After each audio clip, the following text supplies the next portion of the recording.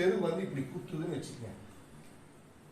கிழக்கு பார்த்ததுக்கு இந்த 25 அடியில் இங்கிருந்து ஒரு தெரு வந்து குத்துனா ஈசானிய தெருக்குத்து நல்ல தெருக்குத்து, அற்புதமான நல்ல பலன்களை வாரி வழங்கும். அதுல மாற்றமே இல்லை.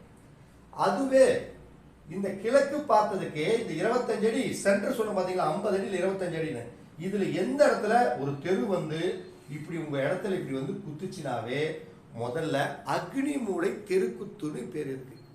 அப்ப அக்னி மூலை தெருக்குத்து முதல்ல மேல இருக்கிற இடத்துக்கு நான் சொல்லியிருக்கிறேன் உச்சம்ட்டேன், நல்லதுன்ட்டேன். ஆனா கீழே இருக்கிறதுக்கு என்ன சொன்னேன்? கெடுதல், நீசம், உயிர் இல்லை அப்படிங்கிறது தான் நீசம். அப்ப தென்கிழக்குக்கு அதிபதி யாருன்னா முதல்ல நவகிரகங்கள்ல சந்திரன், பஞ்சபூதங்கள்ல அக்னி பகவான்.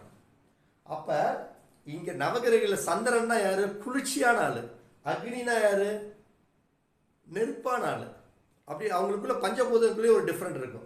அப்ப இப்படி அக்னி மூலையிலிருந்து ஒரு தெரு வந்து இப்படி குத்துது அப்படின்னாவே முதல்ல கண்டிப்பா அவன் கடங்காரன் ஆயிடுவானுங்க. ஃபர்ஸ்ட் அதை நல்லா புரிஞ்சுக்கங்க. கண்டிப்பா கடங்காரன், எழுதி வச்சுக்கலாம். அதே மாதிரி எவ்வளவுதான் வாழ்க்கையில் சம்பாதிச்சாலும் சரி, சாப்பாட்டுக்கு சில நேரம் அரிசி வாங்குறதுக்கு, சில நேரம் ஒரு நல்ல சாப்பாடு அரிசி வாங்குறதுனா கூட எவ்வளவுதான் காசு இருந்தாலும் சரி, அந்த நேரத்தில் அந்த சாப்பாட்டுக்கு அவன் கடன் வாங்கி தான் அந்த அரிசி வாங்கக்கூடிய சூழ்நிலையெல்லாம் உருவாக்கும். அடுத்தது நெருப்புக்கு சமமான கண்டங்களை கொடுக்கும் முதல்ல.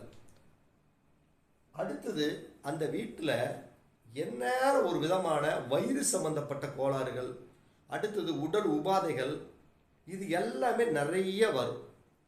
அடுத்தது சந்திரன்னா உடல்ல ஓடக்கூடிய ரத்தம் அப்படிங்கிறது சிறப்பாக செயல்படாது. அப்ப மூளையோட ஃபங்க்ஷனும் செயல்படாது.